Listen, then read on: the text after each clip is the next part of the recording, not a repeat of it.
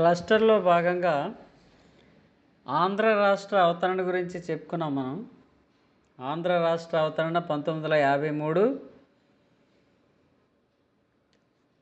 నిన్నే దాని గురించి మొత్తం అంతే. Kailasanath Wanchoo committee, single man కమిటీని జవహర్లాల్ నెహ్రూ ఏర్పాటు చేయడం, దాని నివేదికను అనుసరించి 1953 అక్టోబర్ 1వ తారీఖున ఆంధ్ర రాష్ట్ర ఏర్పాటు. టంగుటూరి ప్రకాశం పంతులు మొదటి ముఖ్యమంత్రి, సీఎం త్రివేది మొదటి గవర్నర్. కర్నూలు రాజధానిగా ఆంధ్ర రాష్ట్రం ఏర్పాటైంది. ఇది తొలి భాషా ప్రయుక్త రాష్ట్రం. ఆ పాయింట్ నోట్ చేసుకోండి. ఇది తొలి భాషా ప్రయుక్త రాష్ట్రం అంటాం దీన్ని. ఎందుకని అంటే భాషా ప్రాతిపదిక మీద ఇచ్చిన తొలి రాష్ట్రం మంది. అంటే తెలుగు మాట్లాడే ప్రజలకి భాష ఆధారంగా ఏర్పాటు చేసిన తొలి రాష్ట్రం. జవహర్లాల్ నెహ్రూ గారు దీన్ని ప్రారంభోత్సవం చేశారు. తొలి భాషా ప్రయుక్త రాష్ట్రం అని నోట్ చేసుకోండి. ఇది ఇంపార్టెంట్ ఇది. సో తర్వాత ఆంధ్రప్రదేశ్ ఏర్పాటు. ఆంధ్రప్రదేశ్ ఏర్పాటు 1956లో జరిగింది కదా. ఆంధ్ర రాష్ట్రం వేరు, ఆంధ్రప్రదేశ్ వేరు. ఆంధ్ర రాష్ట్రం అంటే శ్రీకాకుళం నుంచి నెల్లూరు వరకు ఉన్నటువంటి ఈ కోస్తా జిల్లాలు, తర్వాత రాయలసీమ 4 జిల్లాలు కలిపి ఇది ఆంధ్ర రాష్ట్రం. ప్రజెంట్ కూడా అదే ఉంది రాష్ట్రం విడిపోయిన తర్వాత.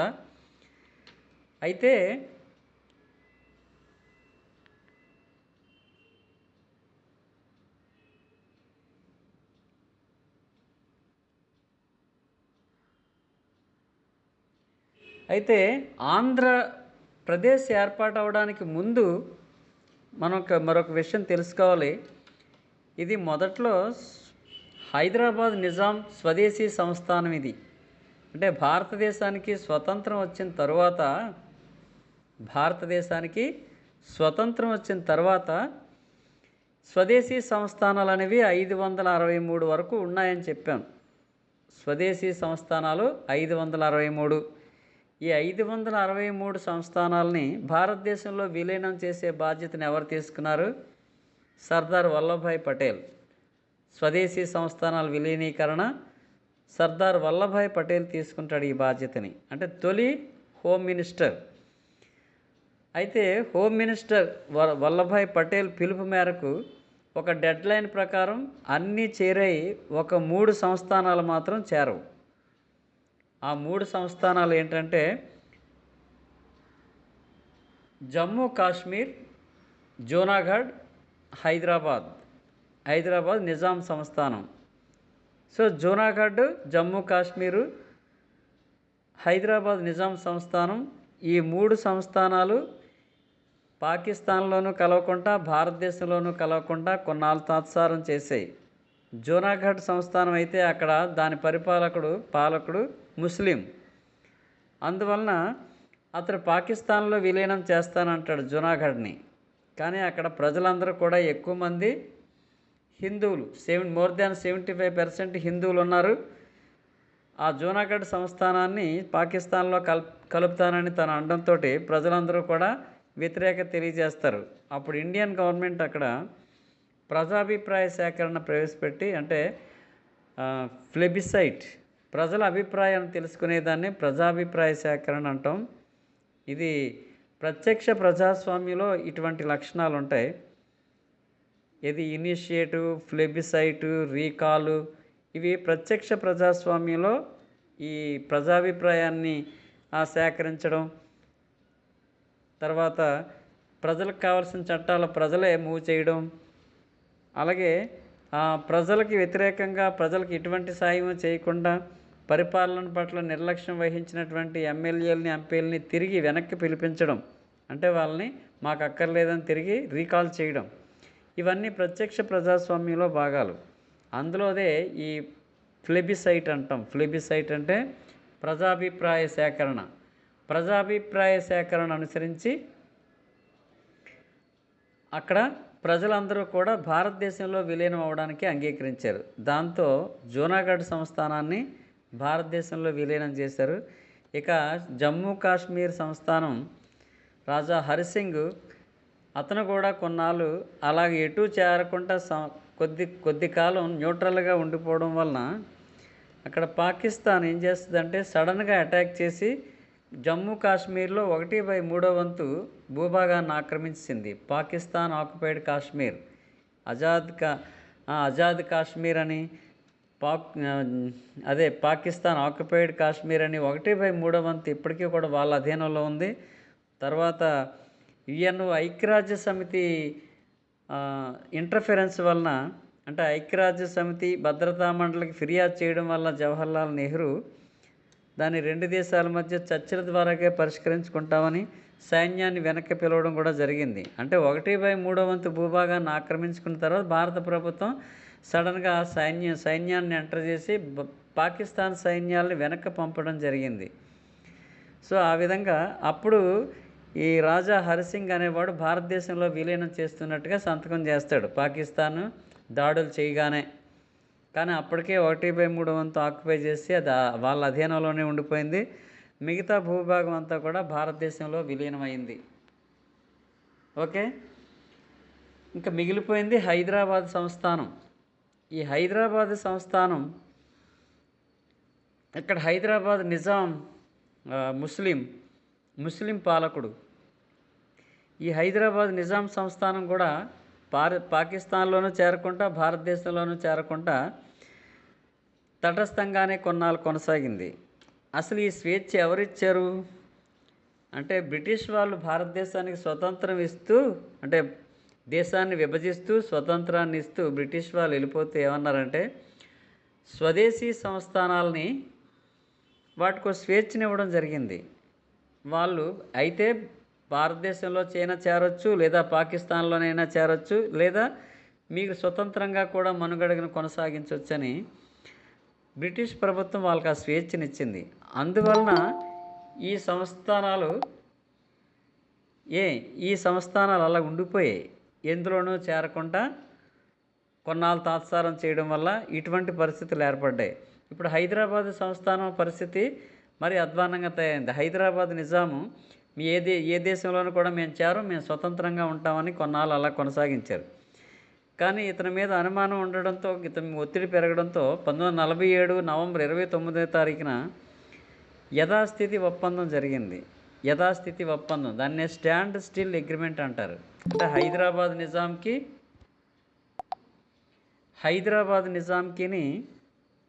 ఓకే భారత ప్రభుత్వానికి ఇద్దరికి మధ్య స్టాండ్ స్టిల్ అగ్రిమెంట్ అనేది జరిగింది. రాయండి పాయింట్ అది. 1947 నవంబర్ 29న స్టాండ్ స్టిల్ అగ్రిమెంట్, యథాస్థితి ఒప్పందం.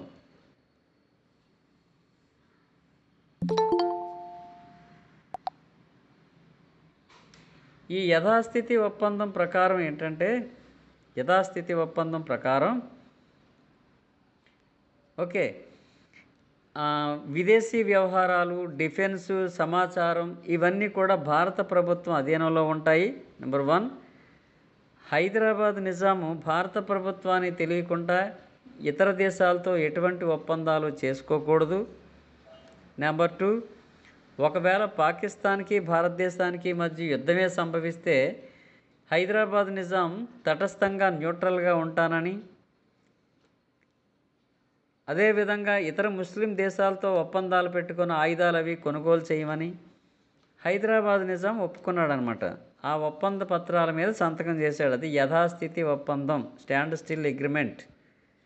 దీని ప్రకారం ఏంటి, మళ్ళీ ఒకసారి రిపీట్ చేస్తాను చూడండి. విదేశీ వ్యవహారాలు, డిఫెన్సు, కమ్యూనికేషన్స్ ఇవన్నీ కూడా భారత ప్రభుత్వం అధీనంలో ఉంటాయి. భారతదేశానికి పాకిస్తాన్కి మధ్య యుద్ధమే సంభవించినట్లయితే హైదరాబాద్ నిజాం తటస్థంగా ఉంటాడు. అలాగే భారత ప్రభుత్వానికి తెలియకుండా పాకిస్తాన్తో ఎటువంటి మంతనాలు జరపడానికి వీల్లేదు. అదేవిధంగా ఇతర ముస్లిం దేశాల నుంచి ఎటువంటి ఆయుధాలు కొనుగోలు చేయకూడదు.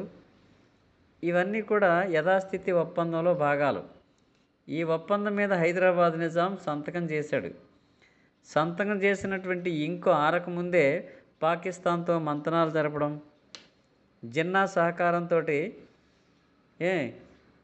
ఒక రకంగా ధిక్కార స్వరాన్ని వినిపించడం, ఈ సౌదీ అరేబియా లాంటి దేశాలతోటి ఒప్పందం చేసుకొని ఆయుధాలు కొనుగోలు చేయడం.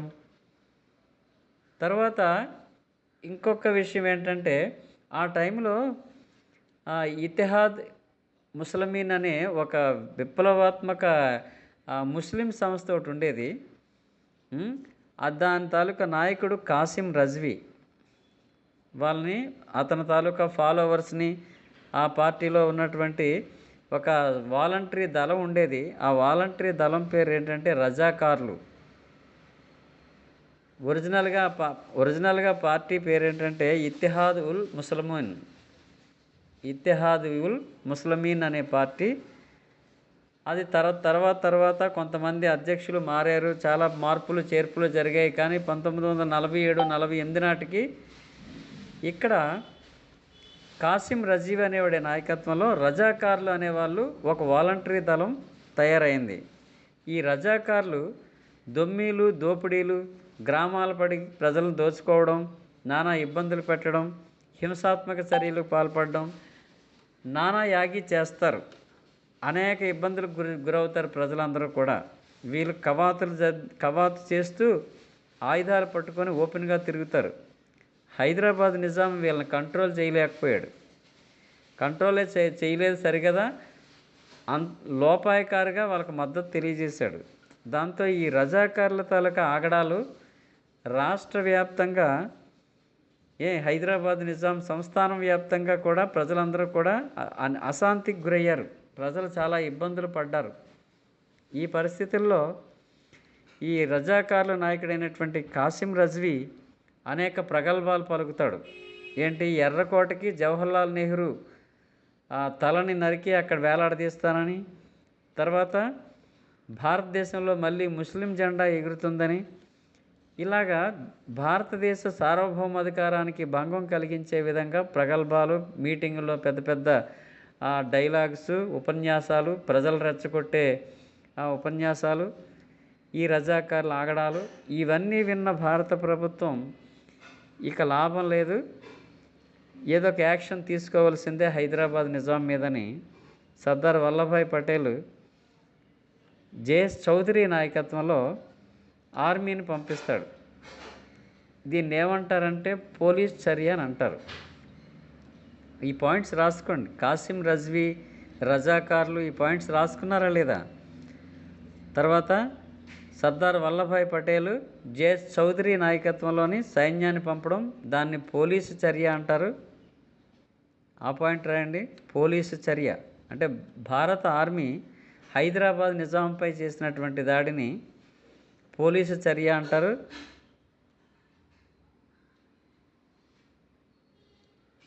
దీనికి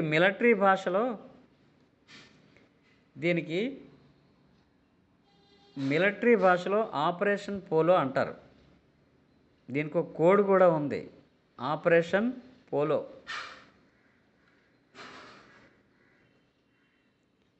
పోలీసు చర్య అని, ఆపరేషన్ పోలో అని రెండు పేర్లు దీనికి. చౌదరి నాయకత్వంలో భారత ఆర్మీ దిగిన 2-3 రోజులకే, అంటే 1948 సెప్టెంబర్ 13వ తారీఖున ప్రారంభమైంది. 1948 సెప్టెంబర్ 13వ తారీఖున ఈ పోలీసు చర్య ప్రారంభమైంది. జస్ట్ 3-4 డేస్లో హైదరాబాద్ నిజాం సైన్యాలన్నీ కూడా లొంగిపోయాయి. నిజాం కూడా తెల్ల జెండాను ఎగరేస్తూ శాంతి ఒప్పందానికి రెడీ అవుతాడు.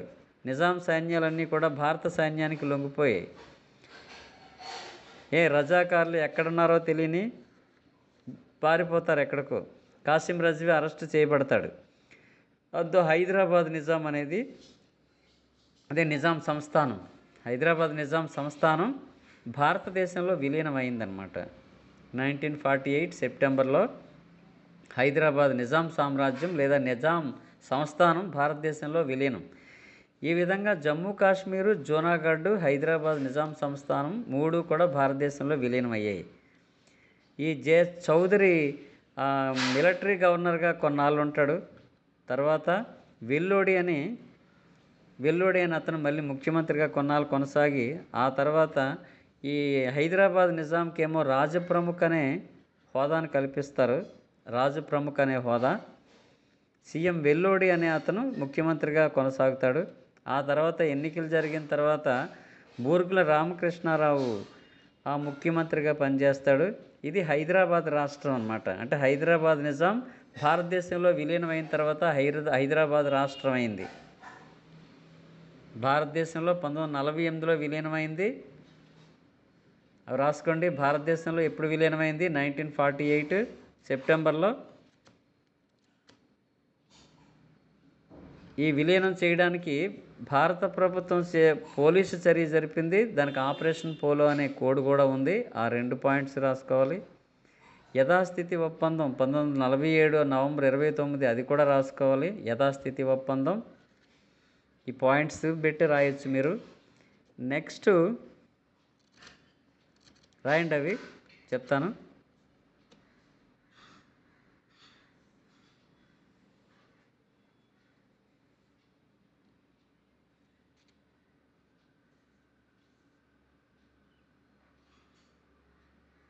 నెక్స్ట్ ఇంకో పాయింట్ ఏంటంటే, తర్వాత చౌదరి మిలిటరీ గవర్నర్గా పనిచేస్తాడు. హైదరాబాద్ నిజాంకి రాజప్రముఖ అనే హోదా ఇవ్వడం జరిగింది. అవి కూడా రాసుకోండి. ఈ విధంగా హైదరాబాద్ రాష్ట్రం ఏర్పడైంది. ఇప్పుడు మనకు ఆంధ్ర రాష్ట్ర ఏర్పాటు 1953లో జరిగింది. హైదరాబాద్ రాష్ట్రం అంటే 48లో విలీనమైన తర్వాత పక్కన హైదరాబాద్ రాష్ట్రం, మన ఆంధ్ర రాష్ట్రం, 2 రాష్ట్రాలు కొనసాగుతున్నాయి. అయితే ఈ తర్వాత విశాల ఆంధ్ర ఉద్యమం అని ప్రారంభమైంది. అంటే తెలుగు భాష మాట్లాడే ప్రజలందరూ కలిపి ఒకే రాష్ట్రంగా ఏర్పడితే తెలుగు సంస్కృతి, తెలుగు భాష, తెలుగు ఆచార వ్యవహారాలు కలిగినటువంటి మొత్తం తెలంగాణలో ఉన్నటువంటి తెలుగువారు, ఆంధ్ర రాష్ట్రంలో ఉన్న తెలుగువారు ఇద్దరూ కలిసి మొత్తం ఒకే రాష్ట్రంగా ఏర్పాటు అవ్వడం అనేది చాలా ఉత్తమం, అందరికీ శ్రేయస్కరమని విశాలాంధ్ర ఉద్యమం అనేది జరిగిందనమాట. విశాలాంధ్ర ఉద్యమం దాన్ని ప్రారంభించిన వాళ్ళు కమ్యూనిస్టులు. విశాలాంధ్ర ఉద్యమాన్ని ప్రారంభించిన వాళ్ళు కమ్యూనిస్టులు. మాడపాటి హనుమంతరావు 1954లో విశాలాంధ్ర మహాసభలో ఏమంటాడంటే, ఈ విశాలాంధ్ర ఉద్యమం కొత్తది కాదు, ఇది 50 సంవత్సరాల క్రితమే ఏర్పడింది. అంటే తెలంగాణలో ఉన్నటువంటి, అంటే హైదరాబాద్ నిజాం పాలనలో ఉన్నటువంటి తెలుగు వాళ్ళు, ఆంధ్ర రాష్ట్రంలో ఉన్నటువంటి తెలుగు వాళ్ళు అందరూ కలిసి ఒకటే రాష్ట్రంగా విశాలాంధ్రగా ఏర్పడాలని. సో కమ్యూనిస్ట్ పార్టీ దినపత్రికను విశాలాంధ్ర అనే పేరు మార్చేస్తారు. కమ్యూనిస్ట్ దినపత్రికకి విశాలాంధ్రగా పేరు మార్చేసి విశాలాంధ్రలో ప్రజా ఉద్యమం, లేదా విశాలాంధ్రలో ప్రజారాజ్యం, నాటి ఉద్యమం విశాలాంధ్రలో ప్రజారాజ్యం అనే ఒక గ్రంథాన్ని కూడా విడుదల చేస్తారు ఇది కమ్యూనిస్టులు. అంటే కమ్యూనిస్టులు మొత్తం ఆంధ్ర రాష్ట్రాన్ని హైదరాబాద్ నిజాం పాలనలో ఉండే హైదరాబాద్ రాష్ట్రంలో ఉండేటువంటి ప్రజల్ని ఏకం చేయాలని ప్రారంభించిన వాళ్ళు మొదట కమ్యూనిస్టులు. ఆ తర్వాత విశాలాంధ్ర కాంగ్రెస్ మహాసభలు జరిగాయి. 1950 హైదరాబాద్ స్టేట్ కాంగ్రెస్ స్వామి రామానంద తీర్థ, హైదరాబాద్ స్టేట్ కాంగ్రెస్ని స్థాపించింది రామానంద తీర్థ. ఈ రామానంద తీర్థ కూడా విశాలాంధ్ర ఏర్పాటుకే మొగ్గు చూపుతాడు. అదే ఉత్తమం, అందరికీ శ్రేయస్కరం, తెలుగు ప్రజలందరూ కూడా కలిసి ఉండడమే శ్రేయస్కరం అని చెప్పి హైదరాబాద్ స్టేట్ కాంగ్రెస్ అధ్యక్షుడు స్వామి రామానంద తీర్థ కూడా దీనికి మద్దతు తెలియజేస్తాడు. ఆ పాయింట్ కూడా రాయండి. తర్వాత 1953 అఖిల భారత కాంగ్రెస్ మహాసభ విశాలాంధ్ర రాష్ట్ర తీర్మానాన్ని ఆమోదించింది. అఖిల భారత కాంగ్రెస్ మహాసభ 1953లోనే. ఓకే. ఆ తర్వాత రెండవ విశాలాంధ్ర మహాసభ 1954లో శ్రీశ్రీ అధ్యక్షన జరిగింది. ఇది రాసుకోండి. 1954 విశాలాంధ్ర రెండవ మహాసభ శ్రీశ్రీ ఆధ్వర్యంలో జరిగింది. ఇక్కడ విశాలాంధ్ర నినాదానికి వ్యతిరేకంగా ప్రత్యేక తెలంగాణ వాదం కూడా వినిపించింది. అంటే ఈ రెండవ విశాలాంధ్ర మహాసభలో ప్రత్యేక తెలంగాణ వాదం కూడా వినిపించింది. దీన్ని స్వామి రామానంద తీర్థ వ్యతిరేకించాడు యాక్చువల్గా. ఓకే. ఆ తర్వాత ప్రముఖులు పత్రికలు నిర్వహించిన పాత్ర కూడా ఉంది. అంటే కొంతమంది ప్రముఖులు దేవులపల్లి రామానుజ గారు, పాగా పుల్లారెడ్డి గారు, వీళ్ళందరూ కూడా విశాలాంధ్ర కోరిక సబబని ప్రచారం చేస్తారు. తర్వాత ఆంధ్ర జనత, తెలుగుదేశం, కాకతీయ ఈ 3 పత్రికల పేర్లు రాసుకోండి. ఆంధ్ర జనత, తెలుగుదేశం, కాకతీయ పత్రికలు విశాలాంధ్ర ఏర్పాటుకు ఎక్కువగా కృషి చేస్తాయి. ఈ పత్రికల్లో అందరూ కలిసి ఉంటే వచ్చే లాభాల గురించి, తెలుగు సంస్కృతి గురించి గొప్ప గొప్ప ఆర్టికల్స్ రాసి ప్రజల్లో మార్పుని తీసుకొస్తాయి. విశాలాంధ్ర ఏర్పాటు వలన కలిగే లాభాల గురించి ప్రజాభిప్రాయ సేకరణకు ఈ ఆంధ్ర జనత, తెలుగుదేశం, కాకతీయ పత్రికలు ఈ విశాలాంధ్ర ఏర్పాటుకు కృషి చేస్తాయి. అంటే తెలంగాణ ప్రజలు కూడా ఆంధ్ర రాష్ట్రంలో కలపడానికి. ఓకే. తర్వాత ముస్లింలు కూడా అదే కోరికను వ్యక్తపరుస్తారు. ఈలోగా 1953లో అంటే ఈ సందర్భంగా ఫజుల్ ఆలీ కమిషన్ ఏర్పాటు చేశాడు జవహర్లాల్ నెహ్రూ. 1953లో ఫజుల్ ఆలీ కమిషన్, అది రాసుకోండి. 1953 ఫజుల్ ఆలీ కమిషన్.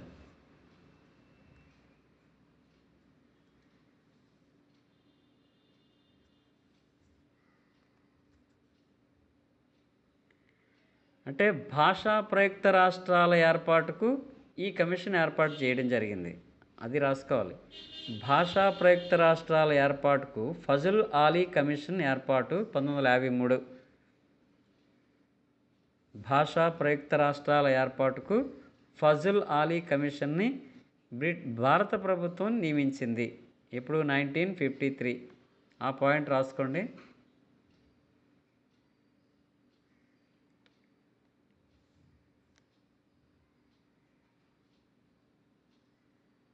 దీనికి సయ్యద్ ఫజుల్ ఆలీ అధ్యక్షుడు. ఈ కమిటీకి సయ్యద్ ఫజుల్ ఆలీ అధ్యక్షుడు.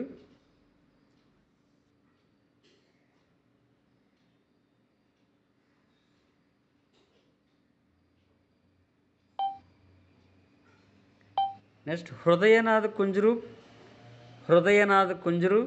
కేఎం ఫణిక్కర్ ఇతర సభ్యులు. హృదయనాథ్ కుంజరు, కేఎం ఫణిక్కర్ ఇతర సభ్యులు.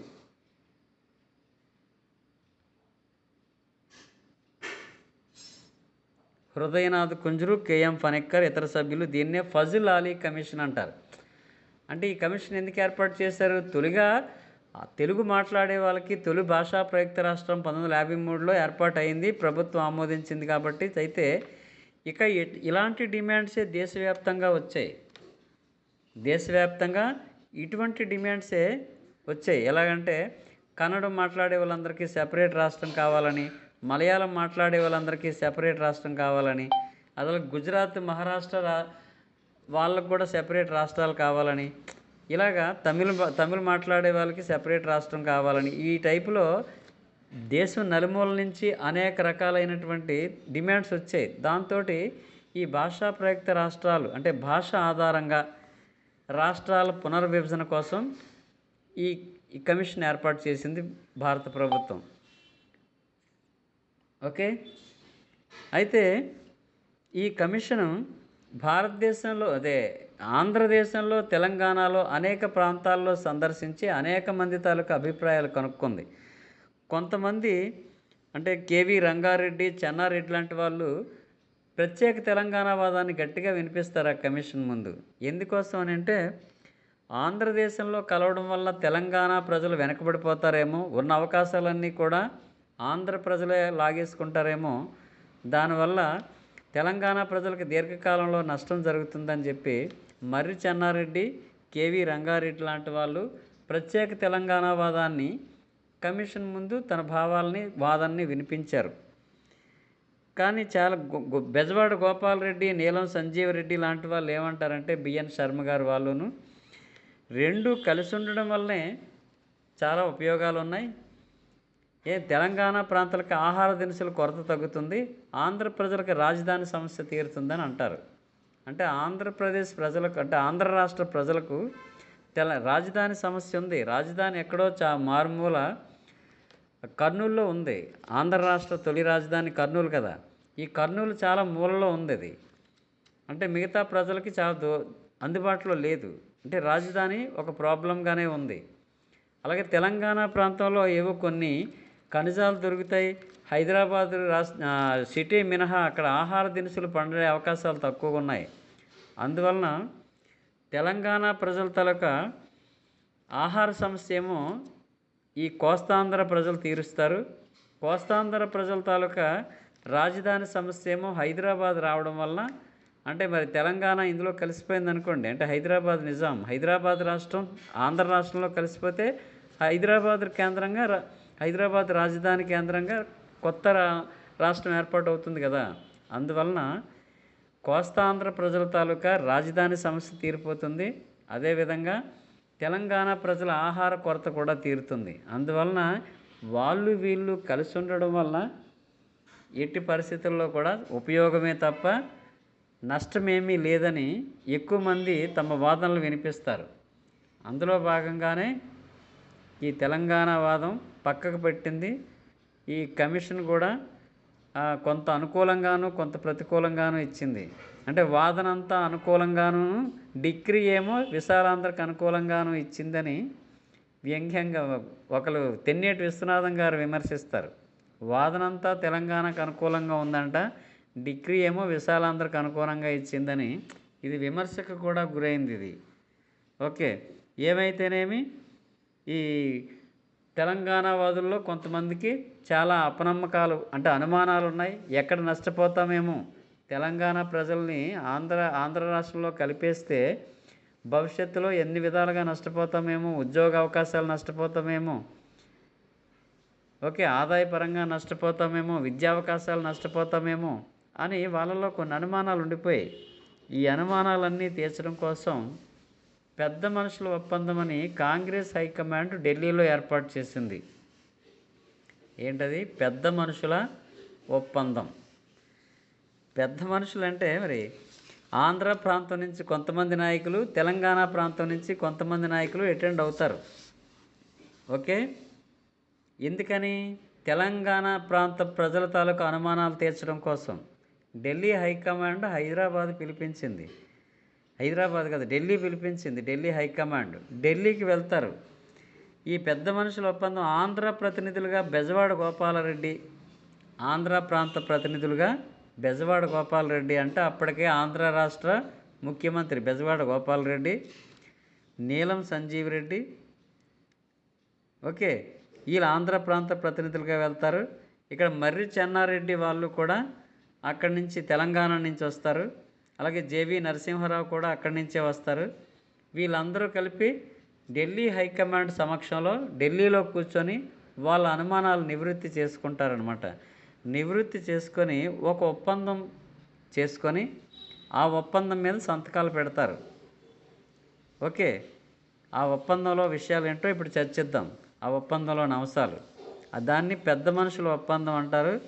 ఇది 1950 ఫిబ్రవరి 20 జరిగింది. ఇది ఆ పాయింట్ నోట్ చేసుకోండి.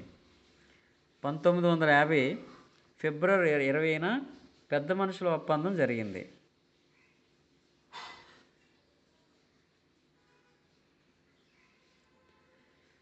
పెద్ద మనుషుల ఒప్పందం తాలూకా ప్రధాన ఉద్దేశం ఏంటి? తెలంగాణ నాయకుల్లో లేదా తెలంగాణ ప్రజల్లో ఉన్న అనుమానాలను నివృత్తి చేయడానికి ఢిల్లీ హైకమాండ్ ఢిల్లీలో ఇరు ప్రాంత నాయకులతో ఒక ఒప్పందం చేసుకుంది. ఇరు ప్రాంత నాయకుల్ని పిలిపించి ఒక ఒప్పందాన్ని తయారు చేసి ఆ ఒప్పందం మీద సంతకాలు పెడతారు. దాన్నే పెద్ద మనుషుల ఒప్పందం అని అంటారు.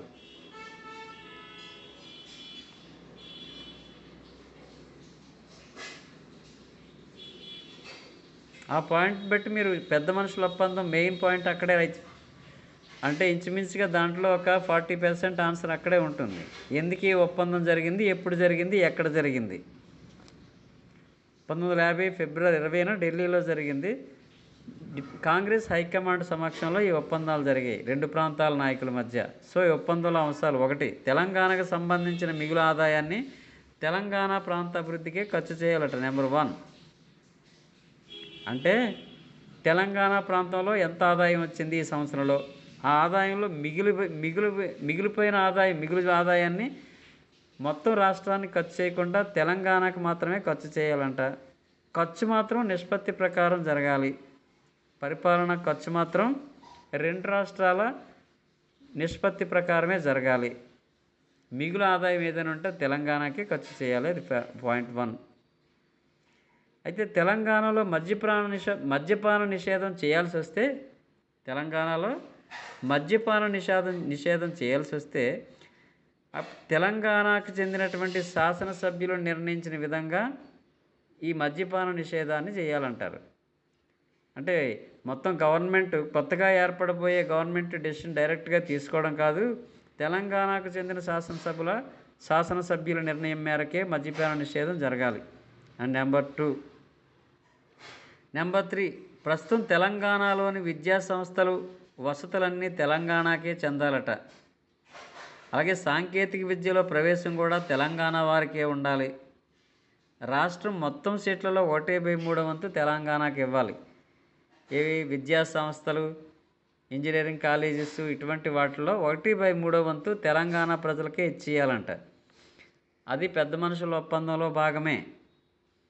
అలాగే ఉద్యోగ నియామకాలు జనాభా ప్రాతిపదికపై జరగాలి. ఉద్యోగ నియామకాలు అంటే కొత్తగా ఉద్యోగాలు సృష్టించే రిక్రూట్మెంట్లు ఏవైతే ఉన్నాయో అవి జనాభా ప్రాతిపదిక మీద, అంటే వాళ్ళ జనాభా ఎంత, అంటే తెలంగాణ జనాభా ఎంత, ఆంధ్ర రాష్ట్ర జనాభా ఎంత చూసి ఈ నిష్పత్తి ప్రకారం ఉద్యోగ నియామకాలు జరిపించాలంటున్నారు. అలాగే మంత్రివర్గ నిర్మాణంలో తెలంగాణ నిష్పత్తి 60:40. అంటే మొత్తం 100 మంది మంత్రులు అనుకోండి, 60 మంది ఆంధ్రాకి చెందిన వాళ్ళు ఉంటే 40 మంది తెలంగాణ వాళ్ళు ఉండాలన్నమాట. అర్థమైందా? ఒకవేళ 50 మందే అనుకోండి, 50 మంది మొత్తం మంత్రులు అనుకోండి, అప్పుడు ఎలాగొస్తుంది? 30 మంది ఆంధ్ర నుంచి, 20 మంది 30 మంది ఆంధ్ర నుంచి, 20 మంది తెలంగాణ నుంచి. అదే 100 మంది మంత్రులు అయితే 60 మంది ఆంధ్ర రాష్ట్రం నుంచి, 40 మంది తెలంగాణ నుంచి. ఈ విధంగా మంత్రులు ఉండాలి. మొత్తం మంత్రిమండలిలో నిష్పత్తి ఈ విధంగా ఉండాలట, 60:40. అలాగే ఉద్యోగాలు తగ్గింపు కూడా నిష్పత్తి ప్రకారమే జరపాలి. ఉద్యోగాలు తగ్గించవలసి వస్తే రెండు రాష్ట్రాలు కలిసిపోవడం వల్ల కొంతమంది ఉద్యోగాలు అవసరం ఉండదు. ఆ విధంగా ఉద్యోగాలు తగ్గించే పరిస్థితి వస్తే అది కూడా నిష్పత్తి ప్రకారమే, తెలంగాణ జనాభా నిష్పత్తి ప్రకారం అక్కడ తగ్గించాలి. ఆంధ్ర రాష్ట్రంలో ఉన్నటువంటి జనాభా నిష్పత్తి ప్రకారం ఇక్కడ తగ్గించాలి. అంటే ఏకండిగా ఒకే రూల్ పెట్టి తగ్గించడానికి వీల్లేదు. అది పెద్ద మనుషుల ఒప్పందంలోని భాగమే. అలాగే పాలనా వ్యవస్థలో, న్యాయశాఖలో ఉర్దూ భాషను తెలంగాణలో 5 సంవత్సరాలు ఉంచాలంట. అంటే హైదరాబాద్ నిజాం పాలనలో రాజ్య భాష, అక్కడ నేషనల్ లాంగ్వేజ్ లెక్కేంటి? ఉర్దూ భాష కదా. ఉర్దూ భాష అనేది అక్కడ ప్రభుత్వ యంత్రాంగంలో కానీ, కోర్టుల్లో కానీ పర్షియన్ భాష కాదు, ఉర్దూ భాష రాజభాషగా ఉండేది. అయితే ఇప్పుడు పెద్ద మనుషుల ఒప్పందంలో ఏమంటారంటే, ఈ పాలనా వ్యవస్థలో, న్యాయశాఖలో ఉర్దూ భాష తెలంగాణలో 5 సంవత్సరాలు కొనసాగించమని అడిగారు. దానికి కూడా ఒప్పుకోవడం జరిగింది. అలాగే తెలంగాణ వాసులంటే ముల్కీ నిబంధనల ప్రకారం 12 సంవత్సరాల నివాస యోగ్యత ఉండి తీరాలి. అంటే ఎవరైనా ఒక తెలంగాణ వాసుడు అని అనాలనుకుంటే 12 సంవత్సరాలు అక్కడ నివసించిన వాడికి మాత్రమే తెలంగాణ రిజర్వేషన్ వర్తిస్తుందన్నమాట. ఓకే, 12 సంవత్సరాల నివాస సర్టిఫికేట్ ఉండాలి. నేటివిటీ సర్టిఫికేట్ ఉంటే మాత్రమే వాళ్ళు తెలంగాణ వాసుడిగా గుర్తిస్తారు. లేని పక్షంలో నాన్ లోకలే లెక్క. అర్థమైందా? ఓకే, తెలంగాణ ప్రాంత వ్యవసాయ భూముల అమ్మకంపై ప్రాంతీయ సభకు ఉండాలట అధికారాలు. ఓకే, ఆ పాయింట్ పక్కన పెడితే తెలంగాణ టోటల్ అభివృద్ధికి 20 మంది సభ్యులతో కూడిన ఒక ప్రాంతీయ మండలి ఏర్పాటు కావాలి. అదొకటి అదనంగా అడిగారు తెలంగాణ వాళ్ళు. తెలంగాణ మొత్తం అభివృద్ధి కోసం 20 మంది సభ్యులతో ఒక ప్రాంతీయ మండలి కూడా ఉండాలంటే ఆంధ్ర నాయకులు ఒప్పుకున్నారు, తెలంగాణ నాయకులు కూడా ఒప్పుకున్నారు. ఓకే, ప్రాంతీయ సంఘానికి ప్రభుత్వానికి అభిప్రాయ భేదాలు ఏర్పడితే మాత్రం అంతిమ నిర్ణయం కేంద్ర ప్రభుత్వానికి ఇమ్మని అడిగారు. సరే, దానికి ఓకే అన్నారు.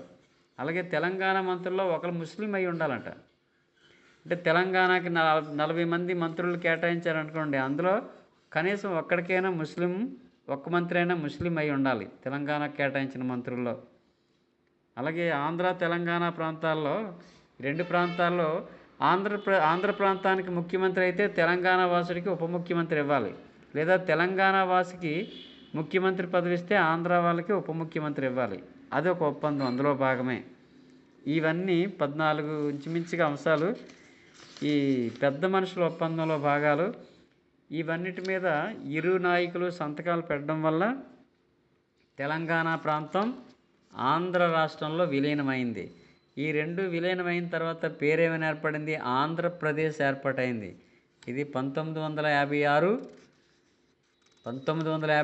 నవంబర్ 1, 1956 నవంబర్ 1వ తారీఖున ఆంధ్రప్రదేశ్ ఏర్పాటైంది. అంటే ఆంధ్ర రాష్ట్రంలో తెలంగాణ కలిసిందనమాట.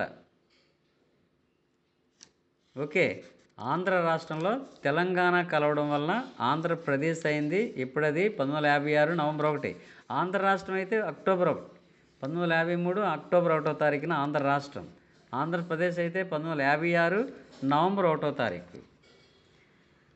ఓకే, ఈ కొత్త రాష్ట్రం ఆంధ్రప్రదేశ్ ఇదైంది.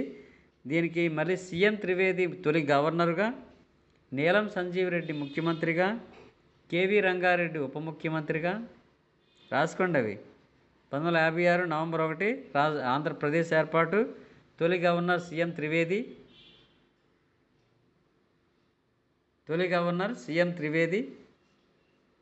తొలి ముఖ్యమంత్రి నీలం సంజీవ్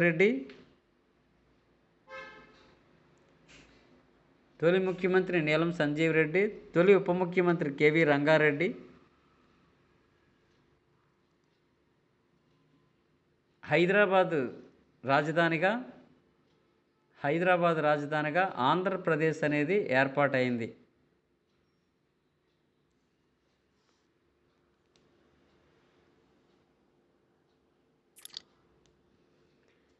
ఓకే,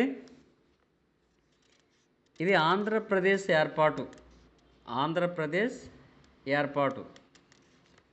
ఆంధ్ర రాష్ట్రం ఏర్పాటు, ఆంధ్రప్రదేశ్ ఏర్పాటు. ఈ రెండు ప్రశ్నలు కూడా 10 మార్క్స్కి వస్తాయి గ్యారంటీగా. ఆంధ్ర రాష్ట్రం ఏర్పాటు అడుగుతారు, ఆంధ్రప్రదేశ్ కూడా ఏర్పాటు అడుగుతారు. ఇందులో షార్ట్లు అయితే పెద్ద మనుషుల ఒప్పందం ఒక short question, Fazlul Ali commission ఒక షార్ట్ క్వశ్చన్. ఓకే, తర్వాత ఆంధ్ర రాష్ట్రంలో అయితే జేవీపీ కమిటీ ఒక షార్ట్ నోట్ అయితే పొట్టి శ్రీరాములు కూడా ఒక షార్ట్ నోటు. ఈ విధంగా షార్ట్ నోట్స్ 10 మార్క్స్ క్వశ్చన్స్ కూడా ఈ రెండిట్ల మీద వస్తాయి. సో మీరు అందరూ చదవండి. ఓకే, రేపు క్లాస్లో మళ్ళీ కలుద్దాం. పరీక్షలు దగ్గర పడుతున్నాయి కాబట్టి అశ్రద్ధ చేయకుండా ఫాస్ట్గా ఒక్కొక్కటి చదివేయండి.